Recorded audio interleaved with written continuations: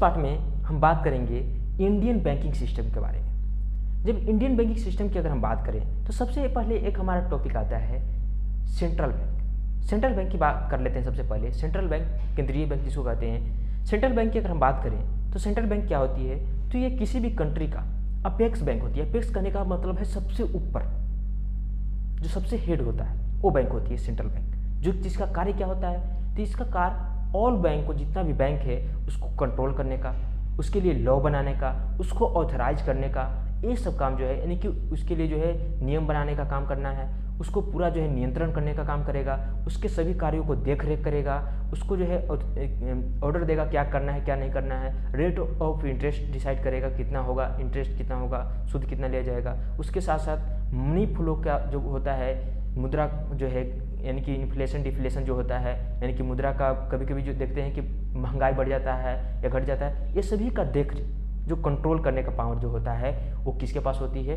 तो वो होता है सेंट्रल बैंक, जो कि किसी भी कंट्री का जो है हेड होता है, यानी कि अपेक्स बैंक होता है। जिसमें हमारा देश की अगर बात करें, इंडियन बैंकिंग सिस्टम की जब हम बात कर रहे हैं, तो हमारा जो अपेक्स बैंक है वो है रिजर्व बैंक ऑफ इंडिया, जिसकी स्थापना की अगर हम बात करते हैं तो इसको 1 अप्रैल 1935 में जो है इसकी स्थापना हुई।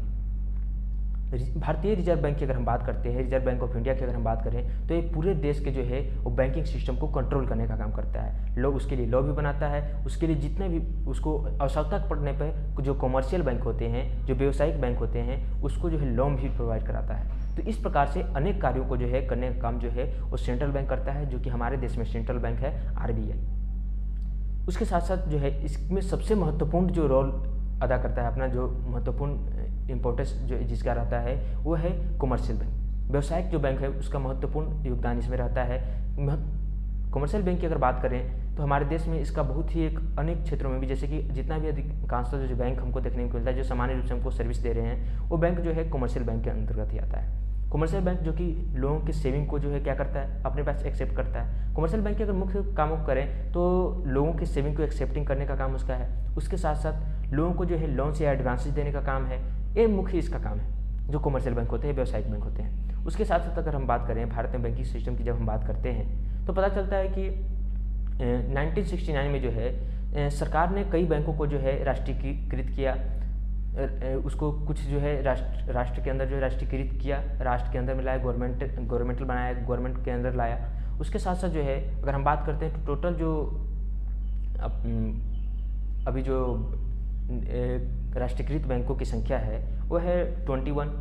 और अगर सामान्य रूप से बात करें तो बैंकिंग सिस्टम को और डेवलप करने के लिए, ताकि हर क्षेत्र में लोगों की इस बैंकिंग सिस्टम की जो है फायदा हो सके, हर लोगों के पास ये सुविधाएं पहुंच सके, उसके लिए सरकार ने इस बैंकों का विस्तार और तेज़ी से किया है। जिसमें अगर प्रमुख रूप से अगर बात करें तो इसके लिए ग्रामीण बैंकों का भी विकास किया गया है। उसके लिए स्वयं सहायता समूह जो होते हैं उनको भी इसमें सहयोग दिया जा रहा है, और अनेक प्रकार से जो हर क्षेत्रों में जो है बैंक को विकसित किया जा रहा है, ताकि जो पहले के जो पूंजीपति वर्ग होते थे जिनसे लोग लोन लेते थे, और उसके बदले कभी कभी क्या किया जाता था कि कोई गरीब लोग है किससे लोन लिया, अगर नहीं देने में सक्षम तो उसका संपत्ति हड़प लिया जाता था। ये कई तरह की बातें जो है देखने को मिलता था। तो इन समस्याओं को लोगों को झेलना ना पड़े, हर लोग इसकी जो है सुविधा प्राप्त हो, इसके लिए सरकार ने इसका विस्तार पे जो है जोर दिया है।